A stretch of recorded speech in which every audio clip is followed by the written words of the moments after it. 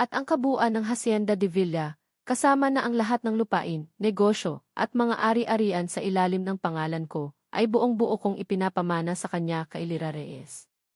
Ang mga salita ni Sir Marco Legarda, ang abogado ng mga de Villa, ay parang isang malakas na kulog na yumanig sa buong kabahayan.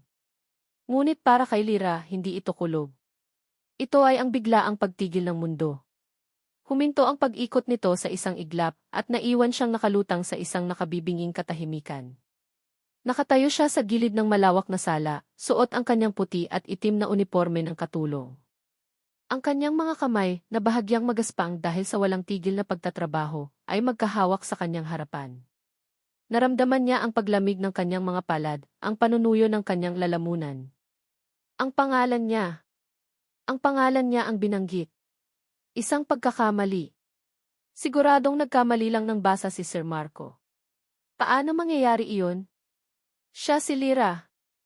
Siya lang si Lira, ang yaya na namasukan sa mansyon 2 taon na ang nakalipas para may maipangtusto sa gamutan ng kanyang inang maisakit sa probinsya. Ang kanyang lugar ay dito sa gilid, sa anino ng karangyaan, hindi sa sentro ng atensyon. Dahan-dahan, naramdaman niya ang tingin ng lahat. Parang daan-daang matutulis na karayom na tumutusok sa kanyang balat. Ang mga kamag-anak ng mga de Villa, na nakasuot ng mga mamahaling itim na damit, ay napalingon sa kanya. Ang kanilang mga mata, na kanina lang ay puno ng pilit na pagluluksa para kay Doña Esmeralda, ay ngayoy nag-aapoy sa hindi makapaniwalang galit. Ang mga kasamahan niyang kasambahay, na nakapila sa likuran, ay nanlalaki ang mga mata, ang iba'y napapasinghap habang nagbubulungan. Hinanap ng kanyang mga mata ang larawan ni Doña Esmeralda na nakapatong sa isang mesa na napapalibutan ng mga puting bulaklak. Ang matapang na mukha ng Doña, kahit sa larawan, ay tila nakatingin sa kanya. Naalala ni Lira ang isang gabi, noong minsan siyang nadulas at nasugatan sa kusina. Dumating ang Doña. Inakala ni Lira na pagagalitan siya, pero sa halip ay iniabutan siya nito ng first aid kit. Huwag mong hahayaang magpeklat yan, sabi lang nito sa malamig na boses bago tumalikod. Iyon na ang pinakamabait na sandali na natanggap niya mula sa matandang babae. Iyon lang. At ngayon, ito. Ang buong hacienda? Hindi maaari. Anong kalokohan to, Marco? Ang boses ni Isabel de Villa ang bumasag sa katahimikan. Tumayo ito mula sa kanyang upuan sa harapan. Ang maganda nitong mukha, na kanina iperpektong nagpapakita ng dalamhati ng isang nag-iisang tagapagmana, ay namumutla ngayon. Isabel, please tea. Mahinahong sabi ni Sir Marco, ngunit hindi nito pinansin ang pakiusap. Kalokohan to, sigaw ni Isabel. At bigla, isang nakapangingilabot na tawa ang kumawala sa kanyang mga labi. Hindi ito tawa ng tuwa. Ito ay tawa ng isang taong nababaliw. Narinig niyo ba iyon? Ang buong yaman ni Lola sa katulong. Sa isang hamak na utusan. Tumingin siya kay Lira, at ang mga mata niya ay parang dalawang nagbabagang uling. Sabihin mo, sabi niya, dahan-dahang humakbang palapit, anong ginawa mo? Anong pangkukulam ang ginamit mo sa lola ko? Napaurong si Lira, napasandal sa malamig na pader. Ang kanyang puso ay dumadagundong sa kanyang dibdib, napakabilis, na parang gusto nang kumawala. Gusto niyang magsalita, gusto niyang sabihing wala siyang alam, na isa itong malaking pagkakamali, pero walang boses na lumalabas sa kanya. Si Sir Marco, na laging kalmado at formal, ay nagpakita ng bahagyang pagkabahala sa kanyang mukha. Tumingin siya mula kay Isabelle patungo kay Lira, ang kanyang mga mata ay puno ng pagkalito at propesyonal na distansya.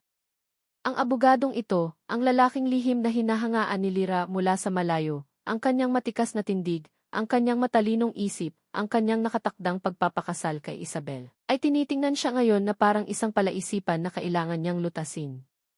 O isang problema na kailangan niyang ayusin. Ang testamento ay malinaw, Isabel, mariing sabi ni Sir Marco. Sinunod ko lang ang nakasulat. Ito ang huling habilin ni Doña Esmeralda. Sinungaling, angil ni Isabelle, at ang tawa niya ay napalitan na ng purong galit. Paano niya ibibigay ang lahat sa isang babaeng hindi man lang natin kaano-ano? Ako ang apo niya. Ako ang de Villa. Ako dapat ang naririto. Itinuro niya ang pangalan sa dokumento. Hindi siya. Bawat salita ni Isabel ay parang isang sampal kay Lira. Ramdam niya ang pag-init ng kanyang mga mata. Huwag kang iiyak, Lira, sabi niya sa sarili. Huwag dito. Huwag sa harap nila. Pero huli na ang lahat. Ang atensyon ng lahat ay nasa kanya na. Ang paghusga. Ang pagkasuklam. Ang tanong. At doon, sa gitna ng lahat ng kaguluhan, isang bagay ang naging malinaw kay Lira. Ang mansyon na ito, na nagsilbi niyang kanlungan at pinagkukunan ng ikabubuhay, ay bigla na lang naging isang haula. At siya ang ibon na biglang itinulak sa gitna, para pagpiestahan ng mga buitre. Magnanakaw! Ang sigaw ni Isabelle ay umalinggaw sa buong silid, puno ng lason at pagkamuhi. Mangkukulam! Anong ginawa mo sa lola ko?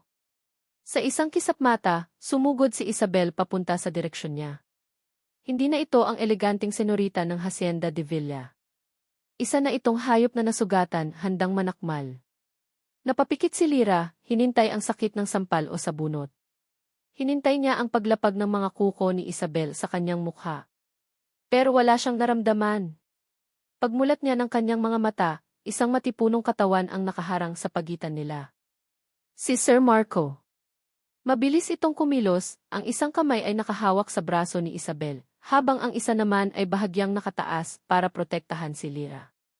Tama na, Isabel, utos ni Marco, ang boses ay matigas na ngayon. Nakatitig si Lira sa malapad na likod ng abogado, ilang pulgada lang ang layo mula sa kanya. Naamoy niya ang banayad nitong pabango, isang mamahaling amoy na laging naiiwan sa ere sa tuwing dumadaan ito. Sa isang sandali, nakaramdam siya ng kaligtasan. Ngunit nang lumingon si Sir Marco at nagtama ang kanilang mga mata, nakita niya ang parehong tanong sa mga ito, ang tanong na nasa isip ng lahat ng tao sa silid na iyon. Ang tanong na babago sa kanyang buhay magpakailanman. Sino ka ba talaga, Lira Reyes? At ano ang ginawa mo? Bilang isang abogado, sanay si Marco Legarda sa mga komplikadong kaso, sa mga emosyon na umaapaw sa korte, at sa mga hindi inaasahang revelasyon. Ngunit ang eksenang naganap sa sala ng mga de Villa ay hindi isang kaso, isa itong pagsabog. At siya, ang tagapagpatupad ng testamento, ay nasa gitna mismo ng crater na nilikha nito. Bitawan mo ako, Marco. Bitawan mo ako, nagwawalang sigaw ni Isabel, pilit na kumakawala sa pagkakahawak niya. Ang kanyang mga kuko ay nakahanda pa ring sugurin si Lira na ngayon ay parang isang estatwang nanigas sa takot sa likuran niya. Isabel, calm down. Hindi ito ang paraan, mariin ngunit pabulong niyang sabi, sapat lang para marinig nito. Ang kanyang tungkulin ay panatilihin ang kaayusan. Ngunit paano mo gagawin iyon kung ang mismong pundasyon ng kaayusan ay gumuho? Paano ako kakalma? Narinig mo ba ang binasa mo? Ibibigay niya ang lahat sa babaeng yan. Itinuro ni Isabel si Lira na para bang ito ang pinakamaruming bagay sa mundo. May mali sa testamento. Siguradong may mali. O baka naman kasabwat ka niya. Ang akusasyon ay tumama kay Marco na parang isang sampal. Napatiim ang kanyang bagang. Huwag mo akong idamay sa galit mo, Isabelle. Alam mong ginagawa ko lang ang trabaho ko. Mahigpit ang pagkakasabi niya noon, sapat para manahimik ito saglit. Binalingan niya ang mga nagbubulungang kamag-anak. Ang pagbabasa ng testamento ay tapos na. Maaari na kayong umuwi. Nagreklamo ang ilan, ngunit sa isang matalim na tingin mula kay Marco, dahan-dahan silang nagsyalisan, bit-bit ang kanilang pagkadismaya at ang pinakabagong tsismis na tiyak nakakalat sa buong Batangas, bago pa man lumubog ang araw. Nang sa wakas ay sila na lang tatlo ang natira sa malawak na silid, kasama ang mga matang mapanuri ng mga larawan ng mga ninuno ng de Villa, binitiwan ni Marco si Isabel. Hinarap niya ang babaeng nasa likod niya. Si Lira Reyes. Ang katulong. Ang bagong. Mrs. de Villa. Parang hindi kayang bigkasin ng kanyang utak ang ideya. Tiningnan niya ito mula ulo hanggang paa. Ang murang uniforme. Ang mga kamay na halatang sanay sa trabaho. Ang mga mata nitong puno ng purong takot, hindi ng pagkaganid o tagumpay. Ito ba ang hitsura ng isang tusong mang-aagaw? O hitsura ng isang kordero na biglang itinulak sa lunggan ng mga leon? Mag-usap tayo, sabi niya sa malamig at propesyonal na boses, nakatingin kay Lira. Sa library. Ngayon na. Hindi niya hinintay ang sagot nito. Tumalikod siya at naglakad, inaasahang susunod ito. Kailangan niyang kontrolin ang sitwasyon. Kailangan niyang humanap ng butas. Isang legal na pagkakamali. Isang ebidensya ng pamimilit o panloloko. Iyon ang kailangan ni Isabelle. Iyon ang kailangan niya para maibalik sa dati ang lahat. Sa loob ng library na napapalibutan ng libo-libong libro at amoy ng lumang papel at katad, umupo si Marco sa likod ng malaking mesa na gawa sa Nara. Ito ang mesa ni Don Alejandro, ang lolo ni Isabel o ang lolo ng pinaniniwalaan niyang si Isabel. Ipinatong niya ang kanyang mga kamay sa ibabaw nito at pinag-krus ang mga daliri. Pumasok si Lyra, dahan-dahan, na parang natatakot na makatapak ng anumang bagay. Sir D. Mahina niyang sabi. Umupo ka, utos niya, itinuro ang silyang nasa harapan niya. Naupo si Lyra sa dulo ng upuan, halos hindi sumasayad ang likod. Ang postura niya ay postura pa rin ng isang utusan sa harap ng kanyang amo. Lyra Reyes, panimula niya. 2 taon ka nang nagtatrabaho dito. Tama ba? Tumango ito, hindi makatingin ng diretso sa kanya. Oo po, sir. Ano ang relasyon ninyo ni Doña Esmeralda? Umiling si Lyra. Wala po, sir. Amo ko po siya. Katulong niya po ako. Ang boses niya ay nanginginig. Sumandal si Marco sa kanyang silya, tinitigan ito ng masusi. Imposibleng wala lang. Hindi ipapamana ng isang Doña Esmeralda de Villa ang buong kayamanan niya sa isang tao na wala lang para sa kanya. Kaya ulitin ko ang tanong, ano ang relasyon ninyo? Nakita niya ang pag-aalangan sa mga mata nito. Nag-isip ito. Mabait po siya sa akin minsan. Mabait? Kilala ko si Doña Esmeralda. Hindi siya basta-basta nagiging mabait nang walang dahilan. Magbigay ka ng halimbawa. Napayo ko si Lyra. Noong 1 taon po. Pasko. Lahat po kami ay binigyan niya ng bonus. Pero ako po, pagkatapos, tinawag niya ako sa kwarto niya. May iniabot po siyang isang maliit na sobre. Sabi niya, para sa nanay mo. Mas malaki po ang laman noon kaysa sa bonus na natanggap naming lahat. Nag-umpisang mamasa ang mga mata nito. Hindi ko po alam kung bakit. Hindi iyon sapat. Isang malaking sobre. Hindi katumbas noon ang isang hasyenda. Bukod doon, nag-isip ulit si Lyra. Tila may hinahanap sa kanyang alaala. Bigla, bahagyang nanlaki ang kanyang mga mata. Yung peklat niya po. Napakunot ang noo ni Marco. Peklat? Opo. Sa maisakong po niya sa kaliwang paa. Maliit lang po, parang paso ng sigarilyo. Lagi niya po iyong tinatakpan. Ayaw niyang nakikita ni Numan. Pero isang gabi po, namamaga iyon at hindi siya makatulog sa sakit. Ako po ang tinawag niya. Ako po ang pinagkatiwalaan niyang maglagay ng gamot. Sabi niya po sa akin, sa iyo ko lang to ipinakita, Lyra. Huwag mong ipagsasabi kahit kanino.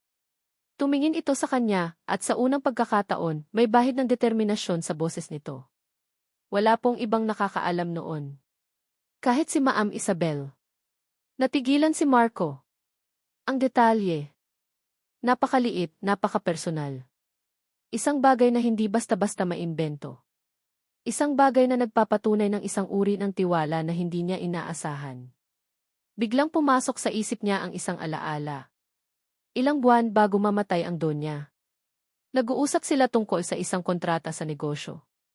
Bigla na lang ay tinitigan siya nito ng malalim. Darating ang araw, Marco, sabi nito sa kanya, ang boses ay seryoso. Nakakailanganin mong pumili sa pagitan ng tama sa papel at tama sa puso.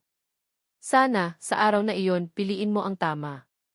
Noon, inakala niyang tungkol lang iyon sa negosyo. Pero ngayon, ang pagkatok sa pinto ang pumutol sa kanyang pag-iisip. Pumasok si Isabelle, namumugto ang mga mata, ngunit matigas ang ekspresyon. Hindi ako aalis sa bahay na to, Marco, deklara niya. Ito ang tahanan ko. Kakasuhan ko siya. Kakasuhan natin siya.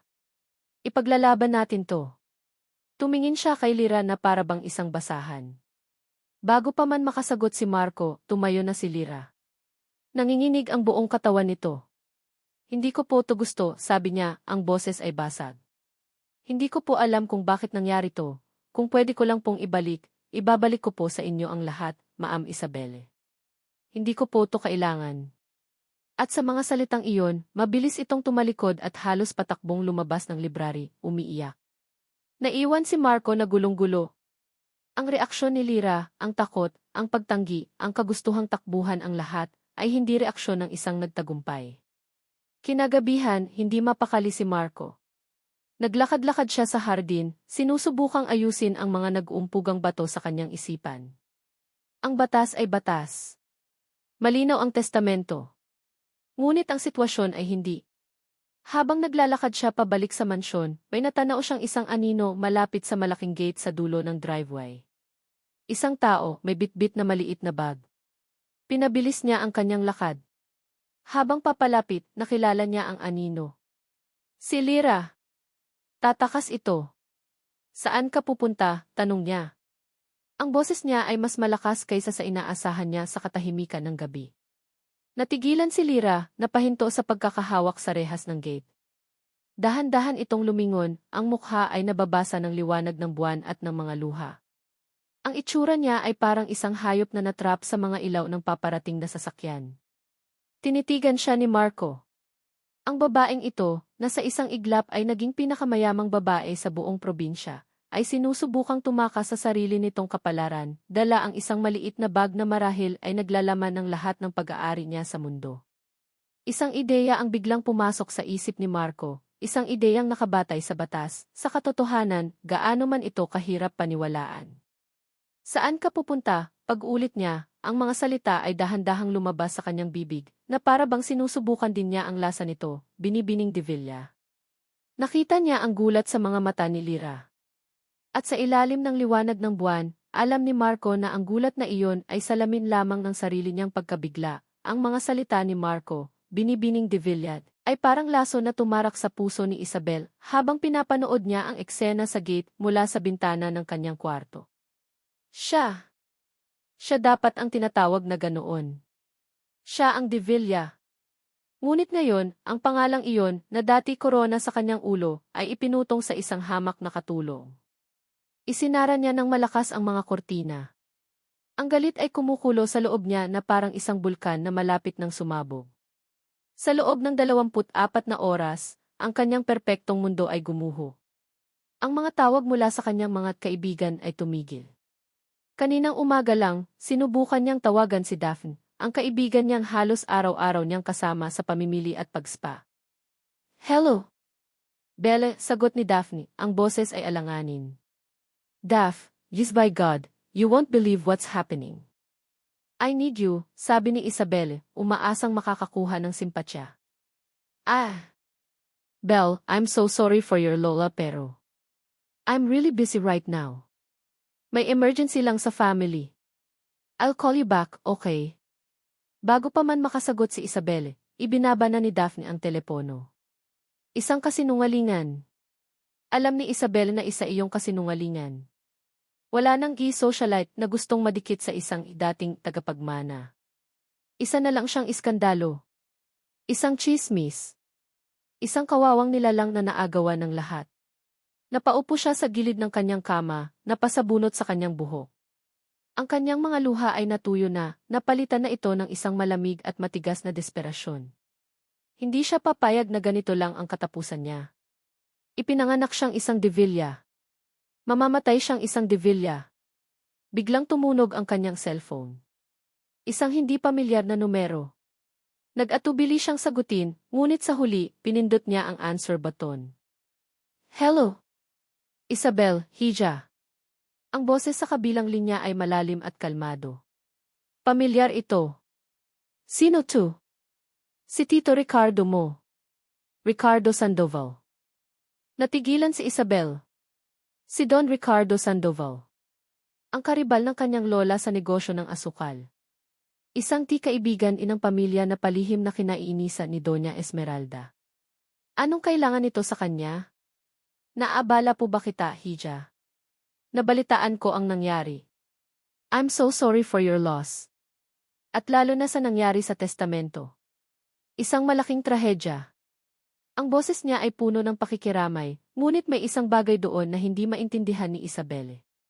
Paano niyo nalaman? Tanong niya, ang boses ay naghihinala. Ang mga balita sa maliit na bayang ito ay mabilis kumalat, lalo na kung tungkol sa mga Devilla. Nakikiramay ako, Isabel. Ang lola mo ay isang matatag na babae, ngunit minsan, kahit ang pinakamatatag ay nagkakamali sa kanilang pagtanda. Ang mga salita ni Don Ricardo ay parang balsamo sa kanyang mga sugat. Sa wakas, isang tao na nakakaintindi. Isang tao na nasa panig niya. Hindi po ito pagkakamali, sir. Isa po itong panloloko. Alam ko, Hija. At handa akong tumulong sa'yo na patunayan iyan. Kinabukasan, habang pinipilit ni Lira na gampanan ang kanyang bagong tungkulin, sinusubukang kausapin ang mga hardinero, pinag-aaralan ang mga papeles sa mesa, at gumagalaw sa loob ng mansyon na parang isang multo. Lihim na nakipagkita si Isabel kay Don Ricardo sa isang tahimik na coffee shop sa bayan. Si Don Ricardo ay isang lalaking nasa mga 50 anyos, matikas pa rin ang tindig at may mga matang matalas at tila nakikita ang lahat. Ang unang hakbang, sabi niya habang inihahalo ang kanyang kape, ay sirain ang kanyang kredibilidad. Kailangan nating ipakita sa lahat, lalo na kay Marco, na ang babaeng iyan ay hindi isang anghel. Paano? Desperadong tanong ni Isabel. Ngumiti si Don Ricardo, isang ngiting hindi umabot sa kanyang mga mata. Lahat ng tao ay may itinatagong sikreto, Hija. Kailangan lang natin itong hukayin. Samantala, sa hasyenda, nalaman ni Lira mula sa punong hardinero na si Mang Tonyo na ang asawa nito ay kailangang maoperahan sa puso. Nakita niya ang pag-aalala sa mukha ng matanda, narinig niya ang panginginig sa boses nito habang sinasabing hindi niya alam kung saan kukuha ng ganoong kalaking pera. Naalala ni Lira ang kanyang sariling ina. Ang takot na nararamdaman niya sa tuwing iisipin ang mga bayarin sa ospital. Nang hapong iyon, habang abala ang lahat, tahimik siyang lumabas ng mansyon. Nagpunta siya sa pinakamalapit na bangko at withdraw ang unang cash advance na ibinigay sa kanya ni Marco bilang bagong tagapamahala. Ito ang pinakamalaking perang nahawakan niya sa buong buhay niya. Dumiretso siya sa ospital at binayaran ang deposito para sa operasyon ng asawa ni Mang Tonyo. Pakisabi na lang po na galing sa Hacienda de Villa, sabi niya sa kahera, ayaw niyang banggitin ang kanyang pangalan. Hindi niya alam na mula sa kanyang kotse sa di kalayuan, may isang taong nakamasid sa lahat. Si Marco. Sinusundan niya ito, hindi dahil sa paghihinala, kundi dahil sa isang uri ng proteksyon na hindi niya maipaliwanag. Nang makita niya kung saan nagpunta si Lira at kung ano ang ginawa nito, isang kakaibang pakiramdam ang gumapang sa kanyang dibdib. Isang paghanga.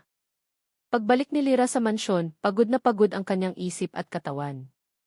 Habang paakyat siya sa malawak na hagdanan, bigla siyang natapilok sa kanyang sariling mga paa. Napasigaw siya, handa nang bumagsak. Ngunit isang pares ng malalakas na braso ang mabilis na sumalo sa kanya. Mag-ingat ka. Ang boses ni Marco. Napatingala si Lira at sinalubong ang mga mata nito. Napakalapit ng kanilang mga mukha. Naamoy niya ulit ang pamilyar na pabango nito. Naramdaman niya ang init ng mga kamay nito sa kanyang baywang at likod. Ang mundo ay tila huminto ulit, ngunit sa pagkakataong ito, hindi dahil sa takot, kundi dahil sa isang kuryenteng biglang dumaloy sa kanyang buong katawan. Kilig. Isang salitang matagal na niyang hindi naramdaman. Itinayo siya ni Marco ng maayos. Okay ka lang, tanong nito, ngunit ang tingin nito ay iba na. Wala na ang malamig na distansya. Napalitan ito ng isang bagay na mas malambot, mas personal. Bago pa man makasagot si Lira, bumalik ang propesyonal na maskara sa mukha ni Marco. May mga papeles ka na kailangang pirmahan, sabi nito at mabilis na tumalikod. Naiwan si Lira na nakatayo doon, ang puso ay naghahabulan pa rin. Kinagabihan, muling tinawagan ni Don Ricardo si Isabel. May nakuha na ako, Hija.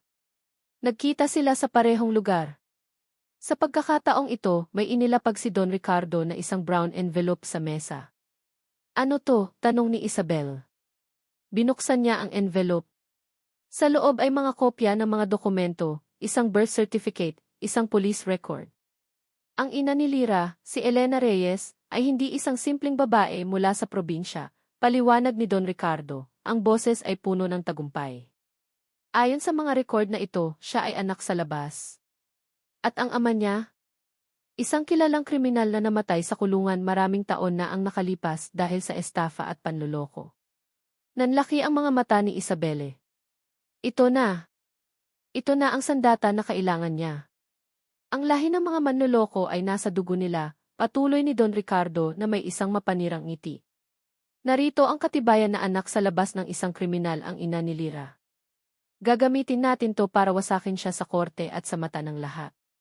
Lalo na sa mata ni Marco Legarda. Hinawakan ni Isabelle ang mga dokumento. Ang papel ay malamig, ngunit ang pakiramdam sa loob niya ay nag-aapoy. Ito ang simula ng kanyang pagbawi. Ito ang simula ng pagbagsak ni Lyra Reyes. Pumasok si Isabel sa library na parang isang general na may dalang balita ng napipintong tagumpay.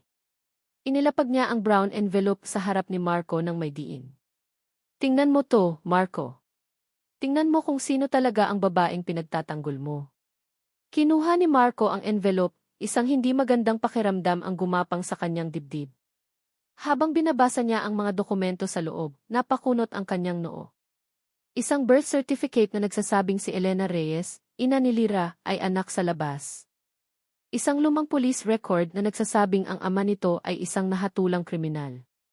Nakikita mo na, sabi ni Isabel, ang boses ay matagumpay. Nasa dugo niya ang panloloko. Manloloko ang lolo, kaya malamang manloloko rin ang apo. Ito na ang ebidensya na kailangan natin para questionin ang testamento. Tinitigan ni Marco ang mga dokumento. Sa unang tingin, mukha itong kapanipaniwala. Ngunit bilang isang abogado na sanay sa detalye, may isang bagay na pumukaw sa kanyang atensyon. Ang selyo sa birth certificate. Bahagyang kupas, bahagyang wala sa linya. Isang bagay na maaaring hindi mapansin ng isang ordinaryong tao, ngunit para sa kanya, ito ay isang pulang bandila. Isang maliit na pagkakamali na nagpapahiwatig ng isang mas malaking kasinungalingan. Saan mo nakuha to, Isabel? Tanong niya, pinapanatiling kalmado ang kanyang boses. Isang concerned na family friend ang nagbigay. May mga tao pa ring nagmamalasakit sa pamilya de Villa, Marco. Sino? Git niya. Nag-atubili si Isabel. Hindi na mahalaga kung sino. Ang mahalaga ay kung ano ang nasa papel na yan. Hindi na niya ito pinilit. Ngunit isang pangalan ang pumasok sa kanyang isip, Ricardo Sandoval. Ang karibal. Ang anino na laging nakasunod sa mga de Villa. Kinabukasan, sinabi ni Marco na may kailangan siyang asikasuhin sa Maynila. Pero hindi iyon ang totoong destinasyon niya. Nagmaneho siya papunta sa isang maliit at halos nakalimutan ng munisipyo sa katabing probinsya, ang lugar kung saan nakarehistro ang peking birth certificate. Ang Civil Registry Office ay isang maliit na kwarto sa luma at inaamag ng munisipyo. Ang amoy ng alikabok at lumang papel ay nanunuot sa hangin. Nagpakilala siya bilang abogado ng pamilya de Villa at hinanap ang orihinal na kopya ng record ni Elena Reyes. Ngunit sinabi ng bagong clerk na ang mga lumang ledger daw ay nasunog sa isang maliit na sunog 10 taon na ang nakalipas. Isang dead end. Halos sumuko na si Marco, ngunit habang paalis, napansin niya ang isang matandang lalaki na nagwawalis sa labas. Tinanong niya ang guard kung sino ito. Ah, si Mang Celso po. Dati po siyang registrar dito. Nag-retire na pero tumatambay pa rin dito paminsan-minsan. Nilapitan ni Marco si Mang Celso. Sa una, ayaw magsalita ng matanda. Ngunit nang iabot ni Marco ang kanyang business card at sinabing, gusto ko lang malaman ang katotohanan, Mang Celso. At handa akong protektahan ang sinumang magsabi nito, unti-unting lumambot ang ekspresyon ng matanda. Dinala siya ni Mang Celso sa isang maliit na karinderya. Habang humihigop ng mainit na kape, nagsimula itong magkwento. 20 taon na ang nakalipas, simula ni Mang Celso, ang boses ay nanginginig. May isang mayamang lalaki na lumapit sa akin. Galing sa Maynila. Nag-alok siya ng malaking halaga. Napakalaking halaga para sa isang simpleng empleyado na tulad ko. Ang kailangan ko lang gawin ay pagpalitin ang mga pangalan sa 2 birth certificate. Nakinig si Marco, ang kanyang puso ay nagsimulang tumibok ng mas mabilis. May 2 sanggol na babae na ipinanganak sa iisang araw sa lokal na ospital. Ang isa ay anak ng isang simpleng magsasaka. Ang isa ay anak ng isang babaeng galing sa pamilyang de Villa, si Senorita Margarita, na tumakas kasama ang kanyang kasintahan. Si Margarita de Villa, ang nawawalang anak ni Doña Esmeralda.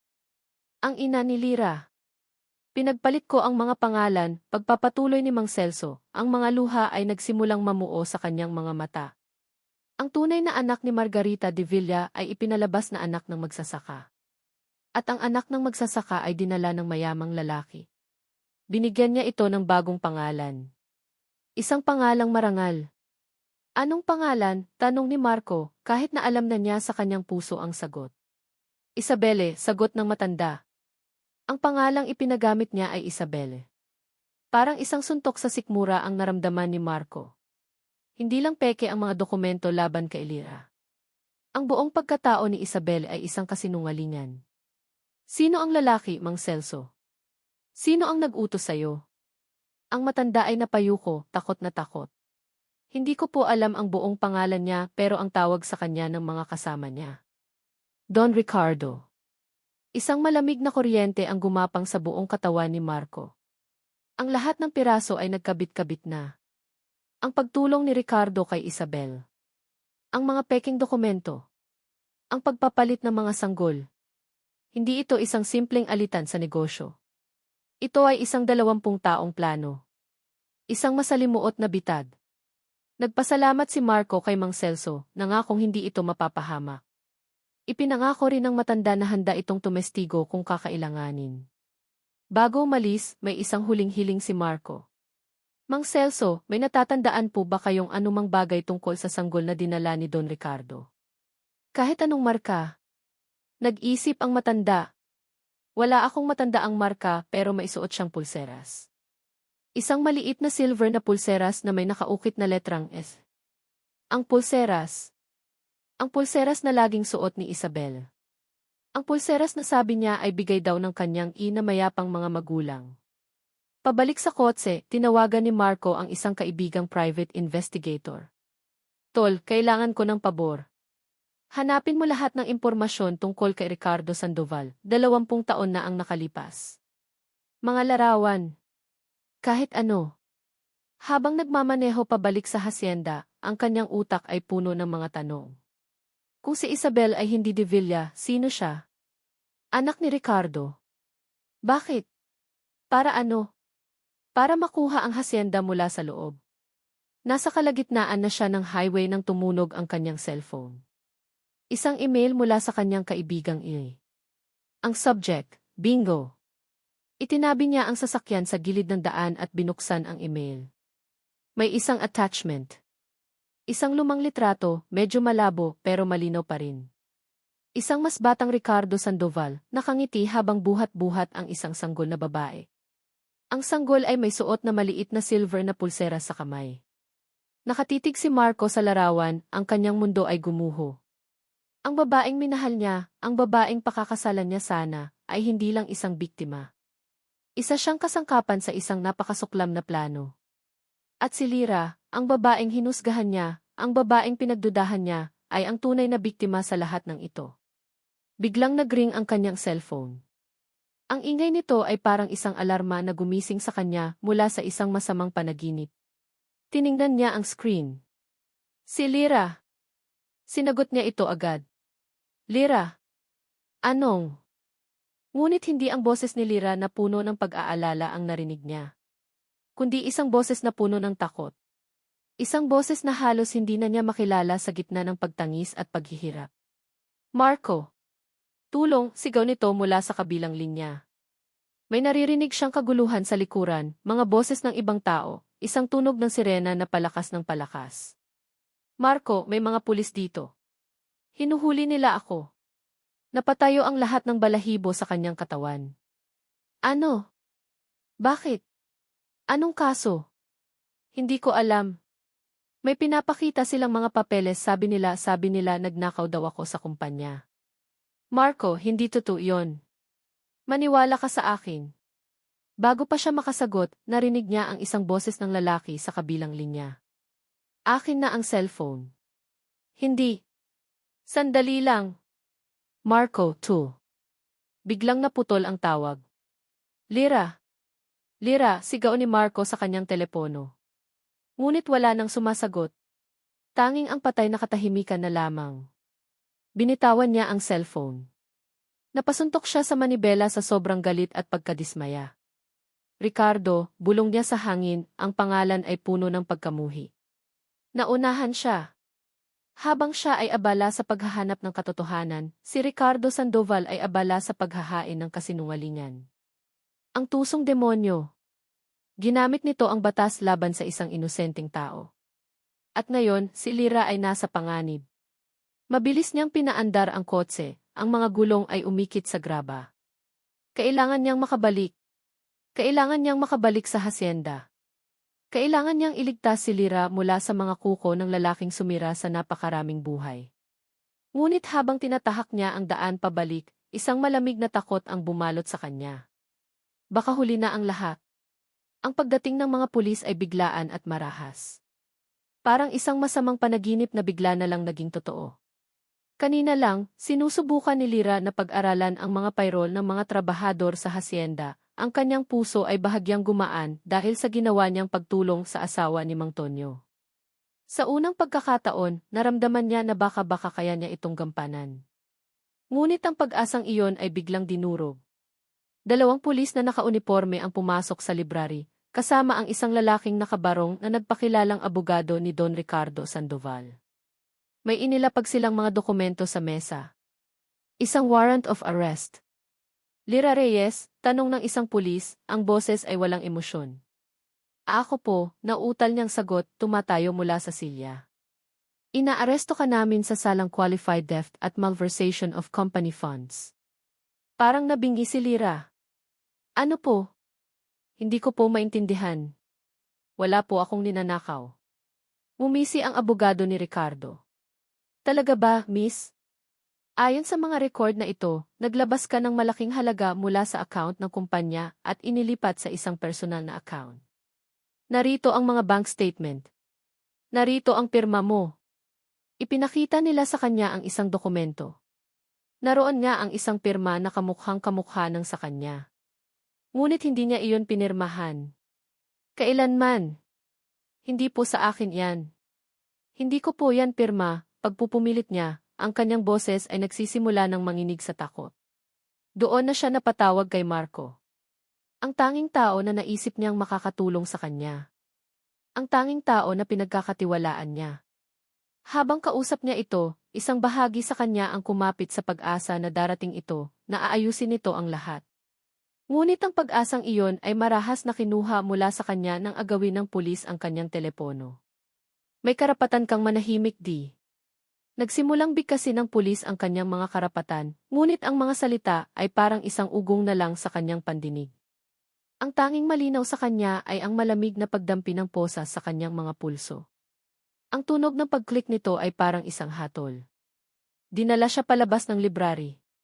At doon, naranasan niya ang tinatawag na walk of shame. Lahat ng mga kasambahay na dati niyang kasamahan ay nakatayo sa pasilyo, ang mga mata nila ay puno ng iba't ibang emosyon. Ang ilan ay may pagkaawa. Ang iba ay may halong paghusga. Ang iba naman ay tila nasisiyahan na para bang sinasabing, sabi na nga ba. At sa itaas ng hagdanan, sa balkonahe, nakatayo si Isabel. Ang kanyang mukha ay hindi na mukha ng isang taong nagagalit o nasasaktan. Ito ay mukha ng isang taong nagtatagumpay. Isang ngiti ang sumilay sa kanyang mga labi, isang ngiting malamig, matalim at puno ng kasiyahan. Ang ngiting iyon ang pinakamasakit sa lahat. Mas masakit pa kaysa sa posas na humihigpit sa kanyang mga kamay. Iginya siya palabas ng mansyon, sa ilalim ng mainit na sikat ng araw. Bawat hakbang ay parang ang bigat-bigat. Ang Hacienda de Villa, na sa loob ng ilang araw ay sinubukan niyang ituring na tahanan, ay tila siya isinusuka palabas. Isinakay siya sa kotse ng pulis. Habang papalayo sila sa mansyon, tinitingnan niya ang malaking bahay hanggang sa lumiit ito sa kanyang paningin at tuluyang mawala. Kasabay nito, gumuho na rin ang lahat ng pag-asa sa kanyang dibdib. Ang presinto ay isang lugar na nakakatakot. Ang amoy ng pawis at luma ay sumalubong sa kanya. Ang mga pader ay marumi. Ang mga tingin ng ibang mga preso ay mapanuri at nakakababa ng pagkatao. Kinuha ang kanyang fingerprints. Kinuhanan siya ng litrato na maihawak na numero sa dibdib. Bawat proseso ay parang isang pagtanggal sa kanyang dignidad, piraso bawat piraso. Ikinulong siya sa isang maliit at madilim na selda, kasama ang dalawa pang babae na tinitigan lang siya ng masama. Umupo si Lyra sa isang sulok ng sementadong sahig, niyakap ang kanyang mga tuhod. Ang lamig ng semento ay gumagapang sa kanyang katawan, ngunit mas malamig ang pakiramdam sa loob niya. Saan si Marco? Naniwala ba ito sa kanila? Naniwala ba itong isa siyang magnanakaw? Ang pag-iisip na iyon ay mas masakit pa kaysa sa rehas na bakal na nakapalibot sa kanya. Baka nga ito ang gusto ni Marco. Ang maalis siya sa eksena para bumalik na sa normal ang lahat. Para bumalik na ang lahat kay Isabel. Ang mga luha na kanina pa niya pinipigilan ay sunod-sunod ng pumatak. Humagulgol siya ng tahimik, ang kanyang katawan ay nanginginig sa sakit at pagkabigo. Pakiramdam niya, pinagtaksilan siya ng lahat. Ni Doña Esmeralda, na nag-iwan sa kanya ng isang pamana na naging isang sumpa. Ni Marco, na pinagkatiwalaan niya. At ng buong mundo, na tila walang lugar para sa isang tulad niya. Nawala na ang lahat. Ang kanyang pangalan. Ang kanyang kalayaan. Ang kanyang dignidad. Dito na ba ang katapusan niya? Dito na ba siya mabubulok? Ilang oras ang lumipas? O baka isang araw? Hindi na niya alam. Ang oras sa loob ng selda ay tila hindi gumagalaw. Biglang isang gwardiya ang kumalampag sa rehas. Reyes, may bisita ka. Isang maliit na kislap ng pag-asa ang sumibol sa kanyang puso. Si Marco. Dumating siya. Dali-dali siyang tumayo at lumapit sa rehas. Ngunit ang taong nakatayo sa kabilang panig, sa labas ng selda, ay hindi si Marco. Si Isabel. Nakasandal ito sa pader, nakakrus ang mga braso, suot ang isang mamahaling bestida na tila hindi nababagay sa karumihan ng lugar. Tinitigan niya si Lyra mula ulo hanggang paa, isang mapanuyang ngiti ang muling gumuhit sa kanyang mga labi. Enjoy your new home, Lyra, sabi ni Isabel, ang boses ay malambing ngunit puno ng lason. Ang bawat salita ay idinidiin. Bagay na bagay sa'yo. Pagkatapos ay tumalikod na ito at naglakad palayo, ang tunog ng takong ng kanyang sapatos ay umalinggaw-ngao sa pasilyo, bawat hakbang ay parang isang pagtawa sa kanyang kaawa-awang kalagayan. Naiwan si Lyra na nakakapit sa malamig na rehas, pinapanood ang anino ni Isabel na papalayo. At sa sandaling iyon, ang maliit na kislap ng pag-asa na kanina isumibol ay tuluyan ng namatay. Pinalitan ito ng isang madilim at malawak na kawalan. Marco Legarda. Ang bawat segundo na si Lyra ay nasa loob ng kulungan ay parang isang kabiguan para kay Marco. Pagdating niya sa presinto, huli na ang lahat. Na-inquest na ito. Ang mga peking ebidensya na inihain ni Ricardo ay napakalakas sa papel at kailangan ng mas matibay na katibayan para kontrahin ito. Marco, ano nang gagawin natin? Tanong ni Lyra sa kanya sa visiting area, ang boses ay basag at walang buhay. Ang apoy sa mga mata nito na minsan niyang nakita ay wala na. Napalitan ito ng isang blangkong pagtingin. Huwag kang mag-alala, Lyra. Ilalabas kita dito. Pangako yan, sabi niya, ngunit kahit siya ay hindi sigurado kung paano. Ang testimonya ni Mang Celso ay makakatulong sa kaso ng pagpapalit ng pagkatao, ngunit hindi nito direktang mapapawalang bisa ang kasong theft na isinampa laban kay Lyra. Pag-uwi niya sa mansyon, na ngayon ay tila malamig at walang buhay, dumiretso siya sa library. Umupo siya sa mesa ni Doña Esmeralda, napapalibutan ng mga libro at mga alaala. Tinitigan niya ang larawan ng matandang babae. Pumili sa pagitan ng tama sa papel at tama sa puso. Ano ang nakaligtaan niya? Ano ang huling piraso ng puzzle? Sinabi ni Doña Esmeralda na ang testamento ang kanyang ihuling habilin.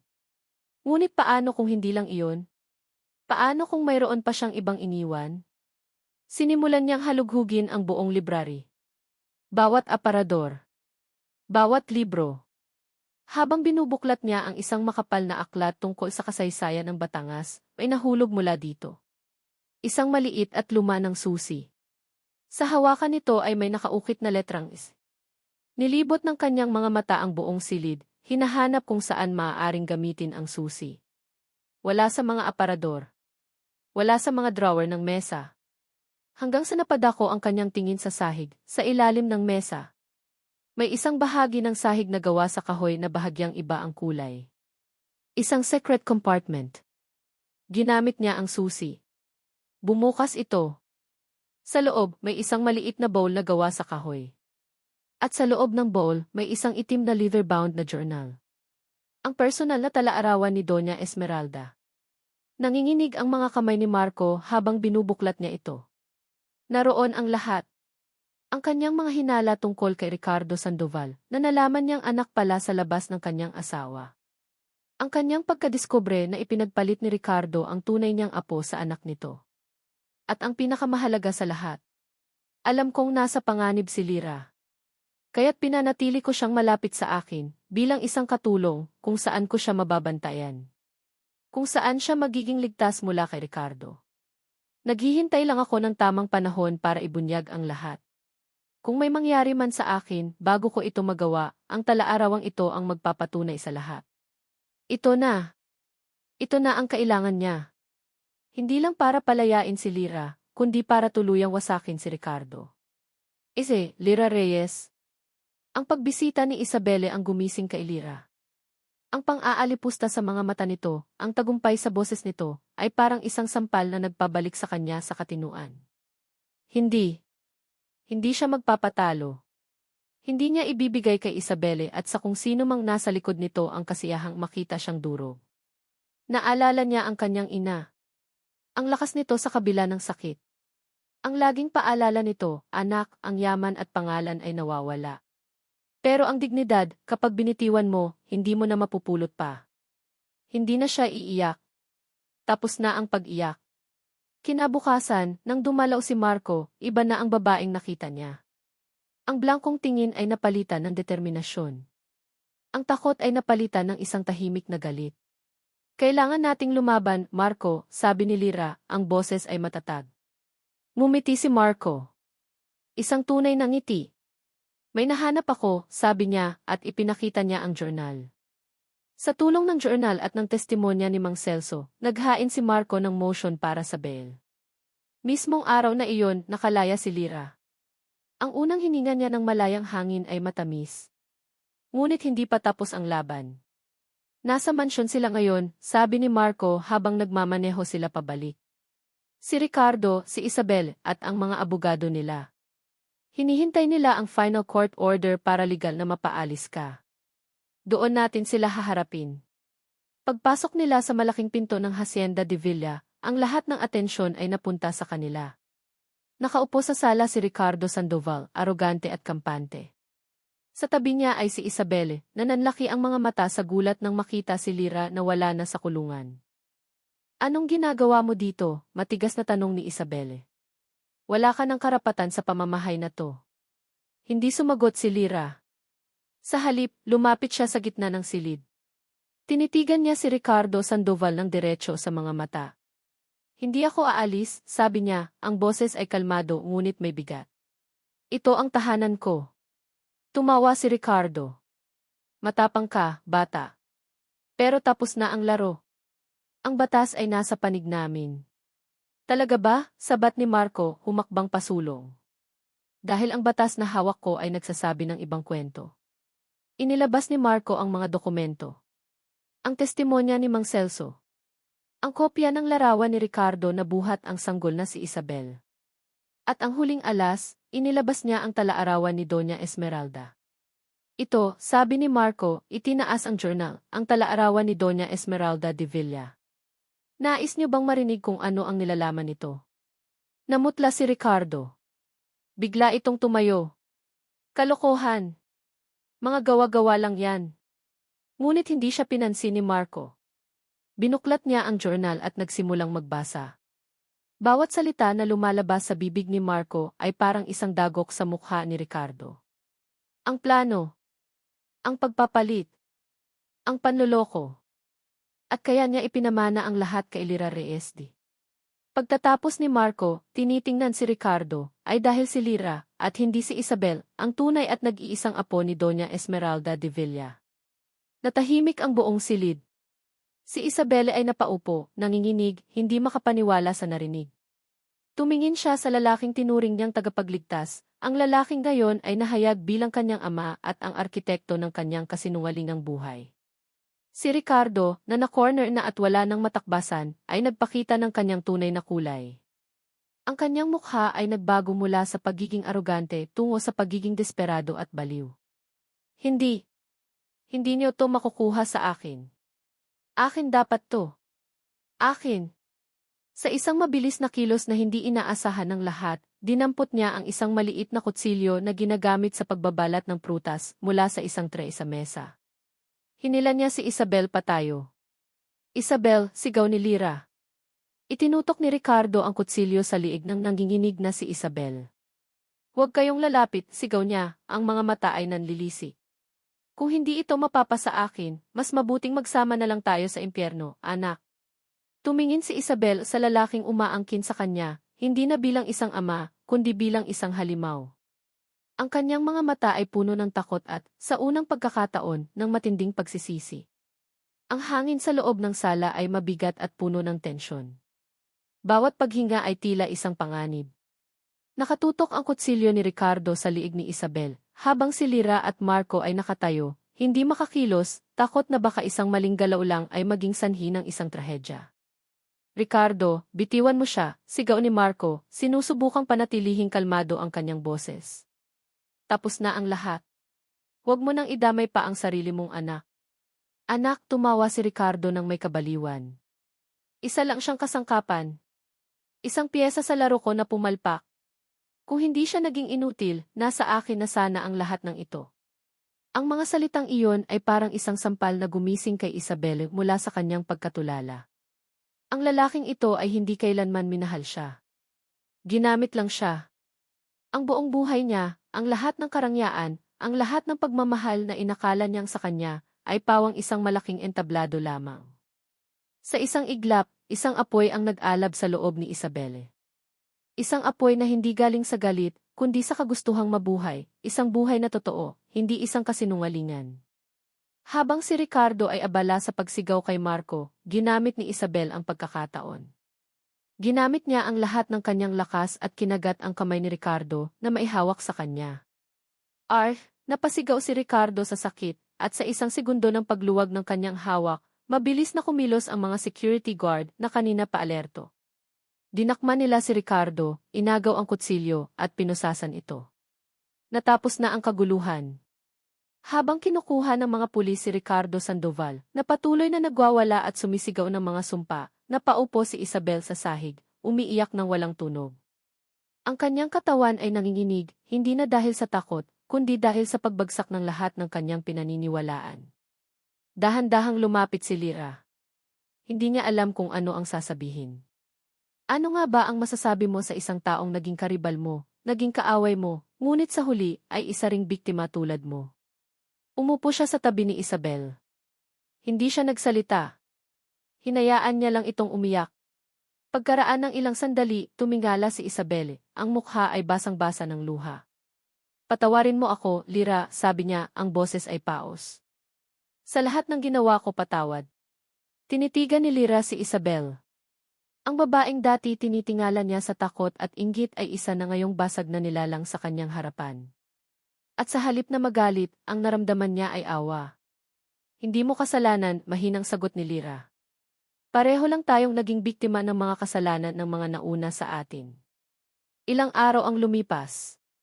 Ang Hacienda de Villa ay dahan-dahang bumabalik sa normal, ngunit may isang bagong katahimikan, isang bagong pag-asa.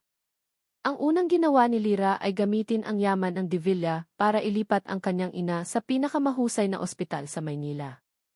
Sa kanilang muling pagkikita, wala silang ibang ginawa kundi ang magyakapan at umiyak. Doon, ikinuwento ni Lyra ang lahat. Ang kanyang ina, si Elena, ay umiyak hindi dahil sa pagsisisi, kundi dahil sa wakas, ang katotohanan na matagal na nilang itinatago ay nagbunga ng katarungan para sa kanyang namayapang ina, si Margarita. Isang hapon, habang naglalakad si Lyra sa hardin, nakita niya si Isabel na may dalang isang maliit na maleta. Aalis na ako, sabi ni Isabel. Simple. Walang drama. Saan ka pupunta? Tanong ni Lyra. Nagkibit balikat si Isabel. Isang ngiti, isang totoong ngiti na ngayon lang nakita ni Lyra, ang sumilay sa kanyang mga labi. Hindi ko alam. Siguro, hahanapin ko kung sino talaga si Isabel, nang walang de Villa o Sandoval sa pangalan ko. Magsisimula ako sa simula. Inilahad ni Lyra ang kanyang kamay. Kung kailangan mo ng tulong, di. Umiling si Isabelle, ngunit tinanggap nito ang kamay ni Lyra at pinisil ito. Salamat, Lyra. Pero ito, kailangan kong gawin ng mag-isa. Naglakad na ito palayo, hindi na lumingon pa. Ngunit sa kanyang paglakad, may bagong bigat sa kanyang mga balikat, hindi bigat ng kasinungalingan, kundi bigat ng responsibilidad para sa sarili niyang kinabukasan. Kinabukasan, ipinatawag ni Lyra ang lahat ng mga empleyado ng hasyenda. Mula sa mga manager hanggang sa mga hardinero at kasambahay. Tumayo siya sa harapan nila, hindi sa itaas ng hagdanan tulad ng isang donya, kundi sa kapantay nilang sahig.